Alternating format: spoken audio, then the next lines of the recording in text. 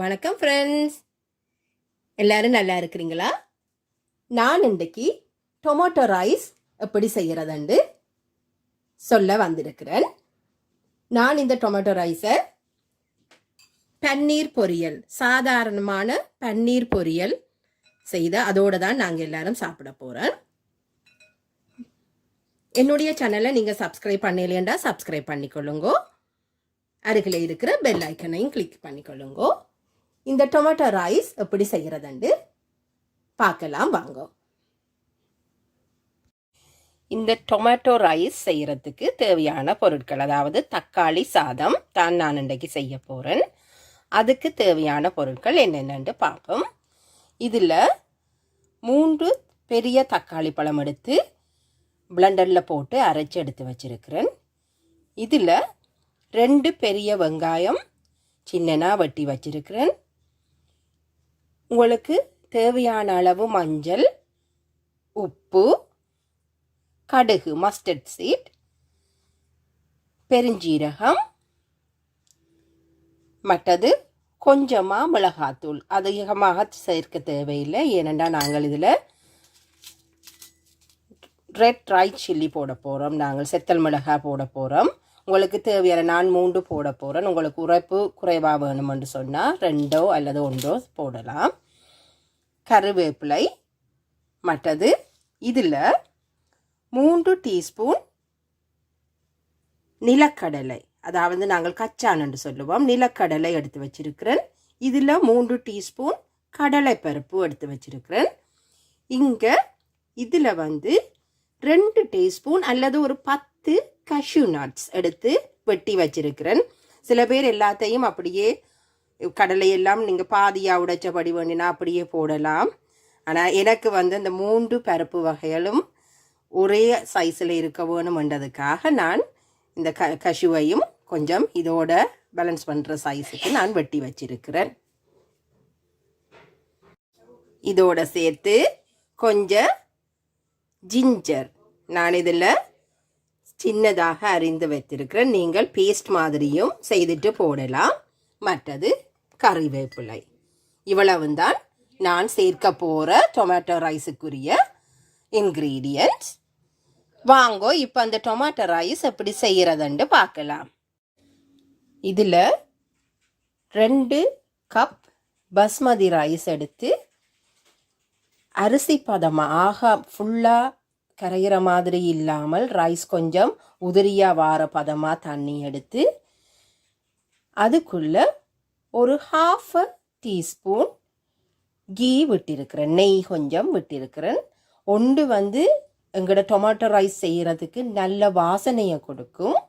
அதே நேரம் இந்த ரைஸ் ஒன்றோட ஒன்று ஒட்டாமல் தனித்தனியாக உதிரியாக வாரத்துக்கும் இந்த கீ கொஞ்சம் ஹெல்ப் பண்ணும். அதால் நான் இந்த கீ கொஞ்சம் சேர்த்திருக்கிறேன். டொமேட்டோ ரைஸ் என்னென்னு செய்கிறேன்னு பார்க்குறதுக்கு முன்னாடி என்னுடைய ஸ்மைல் பி பாசிட்டிவ் என்ற சேனலை சப்ஸ்கிரைப் பண்ணலையேண்டா சப்ஸ்கிரைப் பண்ணிக்கொள்ளுங்க. அருகில் இருக்கிற பெல் ஐக்கானையும் கிளிக் பண்ணிக்கொள்ளுங்க. அப்படி என்றால் நான் போடுற எல்லா ரெசிபியும் நீங்கள் உடனுக்குடன் பார்க்கக்கூடிய மாதிரி இருக்கும். எல்லாத்துக்கும் மேலாக ப்ளீஸ் ப்ளீஸ் ப்ளீஸ் எனக்கு உங்களோட காமெண்ட்ஸை அனுப்புங்கோ. நான் பார்க்குறதுக்கு ஆவலாக இருக்கிறேன். அப்படி என்று சொன்னால் நானும் என்னையும் இம்ப்ரூவ் பண்ணிக்கொள்ளலாம். உங்களுக்கு என்ன தேவை என்றும் நான் அறிந்து கொள்ளலாம். தயவு செய்து உங்களோட காமெண்ட்ஸை என்னோட ஷேர் பண்ணுங்கோ. வாங்க இப்போ எப்படி செய்கிறதுன்னு பார்ப்போம். இதில் நாங்கள் இந்த பொருட்கள் எல்லாம் தாளிப்பதற்கு ஏற்ற மாதிரி கொஞ்சம் எண்ணெய் விட்டு ப்ரீஹீட் பண்ணி இருக்கிறேன். இப்போ இதில் 1/2 ஸ்பூன் மஸ்டர்ட் சீட் கடுகு, 1/2 ஸ்பூன் பெருஞ்சீரகம், அதாவது ஃபெனல் சீட்ஸ், இதோட கடலைப்பருப்பு. நாங்கள் எடுத்து வச்சிருந்த கடலைப்பருப்பை முதல் போடுறேன், எல்லா பருப்பையும் விட. ஏனெண்டா அது கொஞ்சம் குக் ஆகிறதுக்கு, அந்த ப்ரௌன் கலர் வர்றதுக்கு டைம் எடுக்கும். அதால் கடலைப்பருப்பு போட்டிருக்கிறேன்.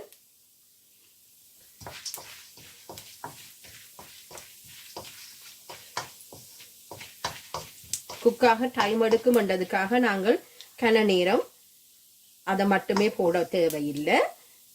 இப்போ நான் இந்த நிலக்கடலை, அதாவது வேர்க்கடலையோ நிலக்கடலையோ சொல்லுவேன் கச்சா, இதை பீனட்ஸா கொஞ்சம் நான் இதை போட்டிருக்கிறேன். இதையும் அந்த மற்ற கலர்களோட பேலன்ஸ் பண்ற மாதிரி ஒரு 1 மினிட் நீங்கள் மிக்ஸ் பண்ணினா காணும். ஒன்றை மட்டும் ஞாபகத்தில் வையுங்கோ, நீங்க இந்த இப்படியான பருப்பு வகைகளை போட்டு தாளி கேட்க எப்பவும் லோ ஹீட்லேயே வச்சிடுங்க அடுப்பை. கொஞ்சம் கூடினா கூட அதெல்லாம் எரிந்து கலர் எல்லாம் மாறிடும். இப்போ நான் கஷ்யூ நட் சேர்த்திருக்கிறேன்.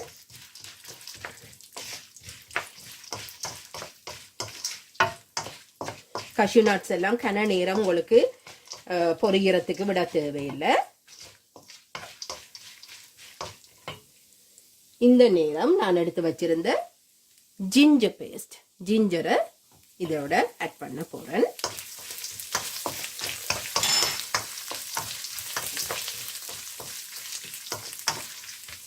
எங்களுக்கு தேவையான சரியான ஒரு கலர்ல வருது. இதை நாங்கள் எரிய விடாம, நான் இன்னமும் அடுப்பை நான் லோ ஹீட்ல தான் வச்சிருக்கிறேன். இப்ப சின்னனா வெட்டி வச்சிருக்கிற செத்தல் மிளகாய், ஃப்ரை சில்லி போடுறேன். நான் இந்த சீட்ஸை போடாம தவிர்க்கிறேன். ஏனென்றா குழந்தைகள் சாப்பிட்றதால கொஞ்சம் அதுண்ட அந்த ஸ்பைஸ், அந்த உரைப்பு தன்மை குறைவா இருக்கட்டும்ன்றதுக்காக அந்த சீட்ஸை நான் போடல.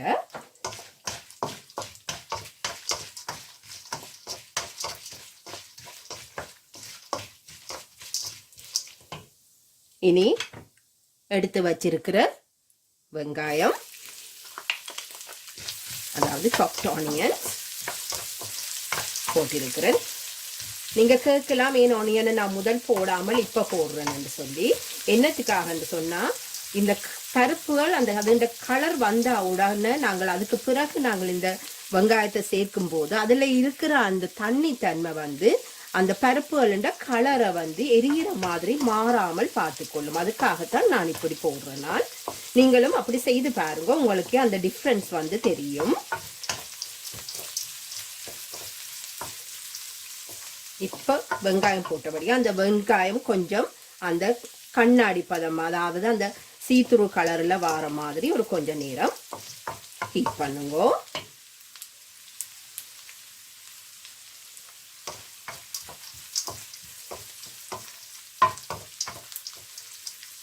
உங்களுக்கு பார்த்தாலே தெரியும், நீங்கள் இந்த வீடியோவை நான் எடுத்தது கட் பண்ணாமல் எடிட் பண்ணாமலே எடுக்கிறேன். நான் கடுகு போட்டதிலிருந்து இது வரைக்கும் அப்படியே தான் நான் எடுத்துக்கொண்டிருக்கிறேன். அப்போ எவ்வளவு நேரம் எடுத்திருப்பேன்ன்றது உங்களுக்கே புரியும். எல்லா திங்ஸையும் நீங்கள் ஆல்ரெடியே எல்லாம் ப்ரிப்பேர் பண்ணி வச்சிங்களா இந்த டொமேட்டோ ரைஸ் செய்கிறது இனி இல்லையென்ற சுலபமான ஒரு விஷயம்.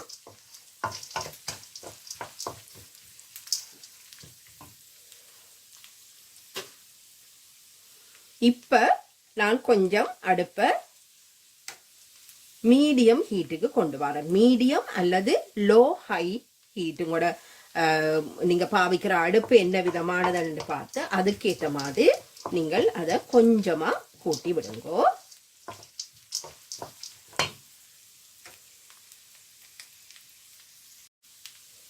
இப்ப எடுத்து வச்சிருக்கிற கருவேப்பிலை நான் இதுல போட போறேன். கொஞ்சம் சின்னதா வெட்டித்தான் போடுறேன் நான். ஏனண்டா சாப்பிட்றதுக்கு முழுதாக இருந்தா சில வேளை அதை தூக்கி எறிந்துட்டு போய்விடுவோம். ஏனென்று சொன்னா அந்த கருவேப்பிலைன்ற நன்மைகள் எங்களுக்கு தெரியாது. ஆனபடியா சின்னனா போட்டா ஏதோ ஒரு விதத்துல அது உங்களோட உடம்புகள்ல சேருமன்றதுக்காக நான் எப்பவுமே வெட்டித்தான் போடுறேன். நான் கொஞ்சம் கூடவே போடுங்கோ, அப்பதான் இந்த தக்காளி சாதம் கொஞ்சம் வாசனையாகவும் நன்றாகவும் இருக்கும், சுவையும் அந்த டிஃப்ரெண்ட் இருக்கும். நீங்கள் கொஞ்சம் கூடவே போட்டு பாருங்க. இப்ப பாருங்க, எங்களுக்கு தேவையான விதத்துல இந்த வெங்காயமும் பொரிந்து வந்துட்டுது. இந்த நேரத்துல நான் கொஞ்சமா, அதாவது half a teaspoon மஞ்சள் பவுடர் இதோட சேர்த்திருக்கிறேன். அதோட சில்லி பவுடரும் கொஞ்சம் சேர்க்கிறேன். இதுல உங்களுக்கு தேவையான அளவு, நான் 2 கப் அரிசி எடுத்து செய்யறதால நான் இந்த சில்லி பவுடர் ஒரு 2 டீஸ்பூன் அளவு போடுறேன். கணக்க போடல.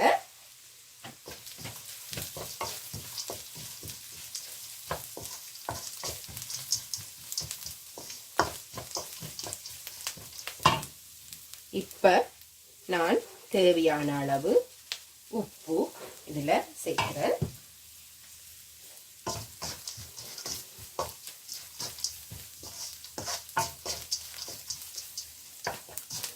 பாருங்க, அந்த போட்ட மஞ்சள் பொடியின் மணமும் மிளகா பொடியின் மணமும் இல்லாமல் போகும் வரையும் ஒருக்கா சாதுவா அதை மட்டுமே சூடாக்கிட்டு இப்ப நான் எடுத்து வச்சிருக்கிற இந்த டொமேட்டோ அரைச்சு நான் எடுத்து வச்சிருக்கிறேன். இதை நான் இப்போ சேர்க்க போறேன்.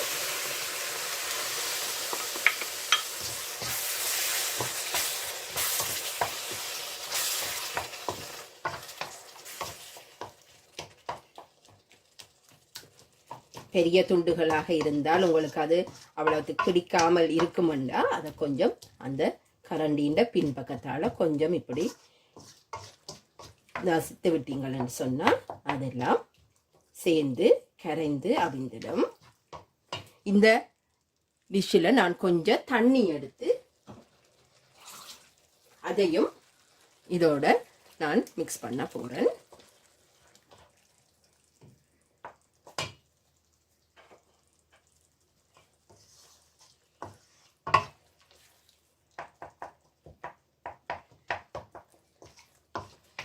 இந்த டைம்ல நான் கொஞ்சம் ஒருக்கா உப்புண்ட டேஸ்ட்டை நான் கொஞ்சம் பார்க்க போறேன்.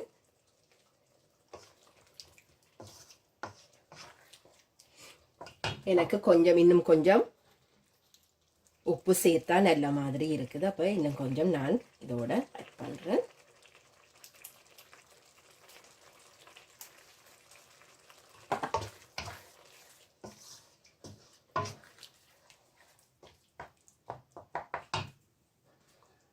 பாருங்கோ, இந்த நாங்கள் டொமேட்டோ ரைஸ் செய்யறதுக்கு செய்த இந்த மிக்ஸ் வந்து நல்ல வடிவா குக்காகி பார்ப்பதற்கே நாவல எச்சில் ஊறுற மாதிரி வந்திருக்குது. பாருங்கோ, இப்ப நான்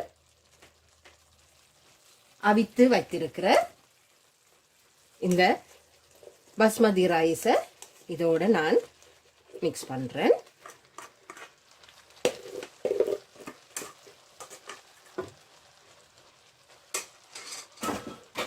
இந்த நேரம் நீங்கள் கொஞ்சம் அடுப்பை லோ ஃப்ளேமுக்கு குறைச்சி விடுங்கோ.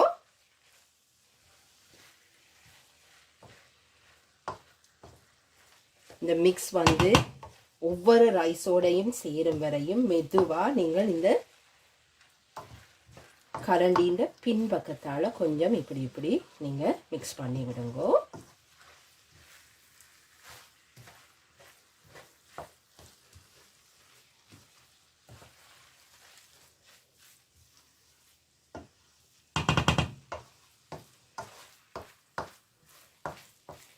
பாருங்கோ, நாங்கள் நெய் விட்டு அந்த ரைஸை குக் பண்ணினதால அது உதிரியா என்ன மாதிரி வந்து அது தனித்தனிய இந்த டொமேட்டோ மிக்ஸோட சேர்ற அளவுக்கு வந்திருக்குது.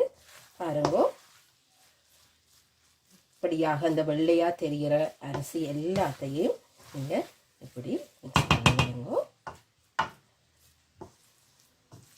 மிக்ஸ் பண்ணி போட்டு அப்படியே அந்த கரண்டியின் பின்பக்கத்தால நீங்கள் இதை இப்படி கொஞ்சம் சாதுவாக அழுத்தி இதை இப்படி செய்து போட்டு மூடி விடுங்கோ. அடுப்பை நீங்கள் இப்ப ஆஃப் பண்ணி விடலாம்.